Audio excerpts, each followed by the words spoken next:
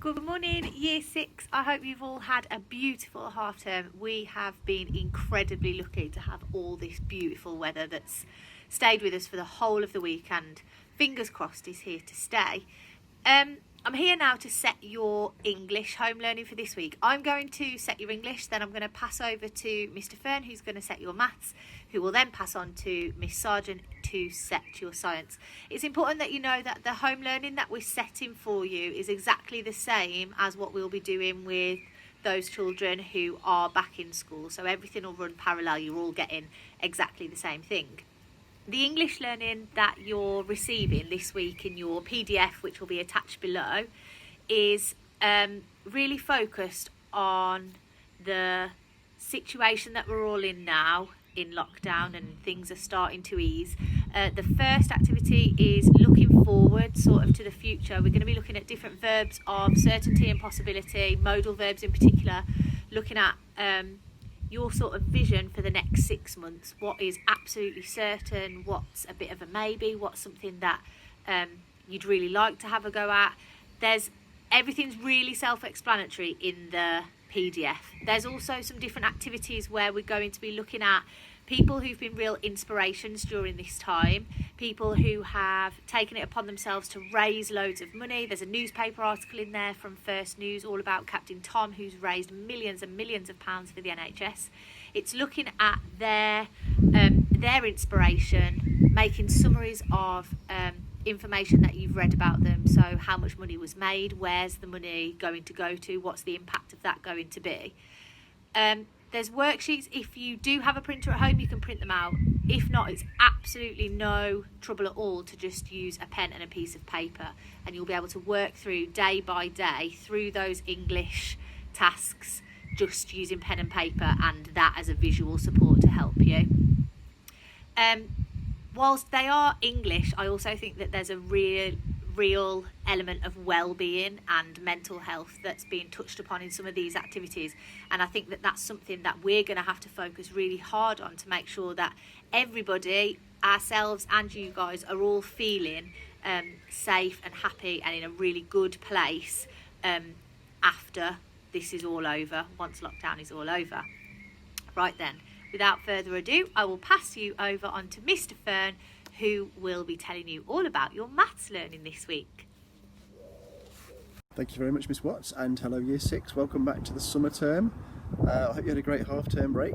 For maths this week, it's principally based around pie charts and line graphs and bar charts and calculating the mean.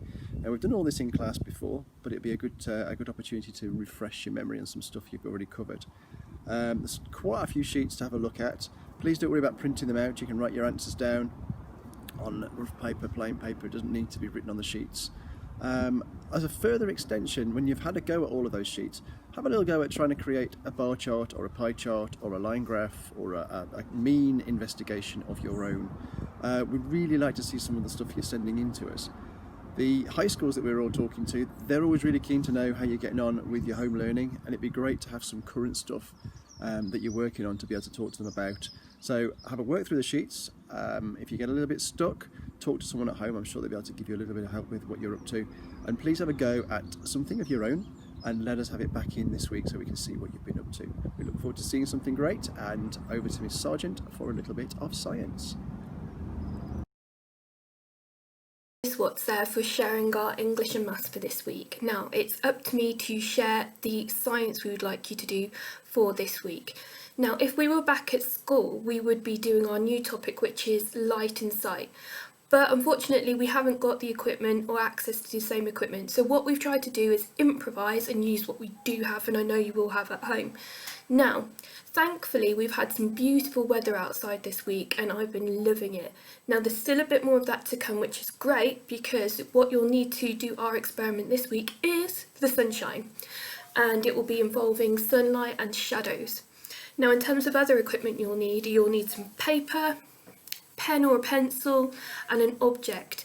Keep it simple, something that stands upright too, so a Lego figure or a toy or a stack of Lego could work.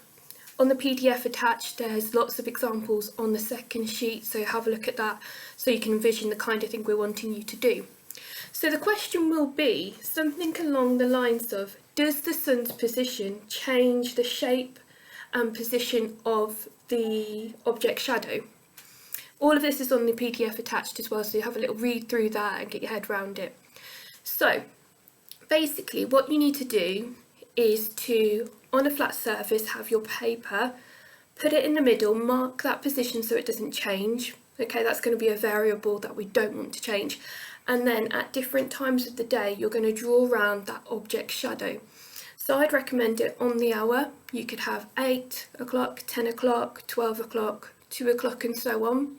And then at that time, position your object in the middle of the paper, or if it's a bigger object, you can use a different sheet each time, and then draw around your object. And then hopefully as the day progresses, at each different time, you'll see whether the shadow shape changes or it moves or doesn't move, and hopefully you'll see some of that's going on throughout the day.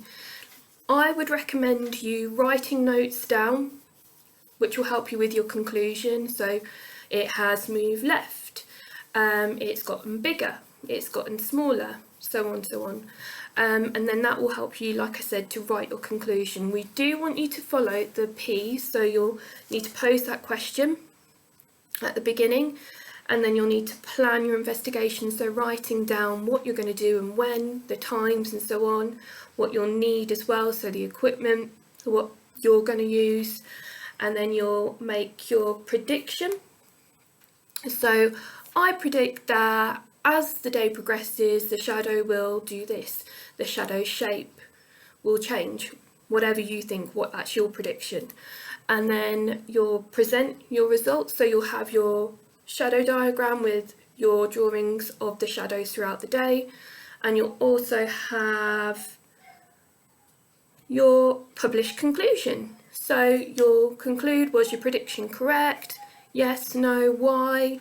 And then at the very end, because we're in year 6, we want you to evaluate the procedure. So what went well, what didn't go so well, if you were going to do it next time, what would you do differently? So we are really, really looking forward to seeing those experiments, those investigations. We'd love to see some pictures of you doing them as well. Let's start, as we mean to go on year 6, let's make this a great final term and getting your learning in. You'll also spot at the end of the PDF as well that there's some fab opportunities to do some shadow art too. So get creative, get arty, and you can do some art in there as well with shadows. So finishing off there, and we are, like I said, really looking forward to seeing that learning being sent in. The email's the same, year6parents@eastparkacademy.com. Take care, looking forward to seeing you. We've missed you lots. Bye.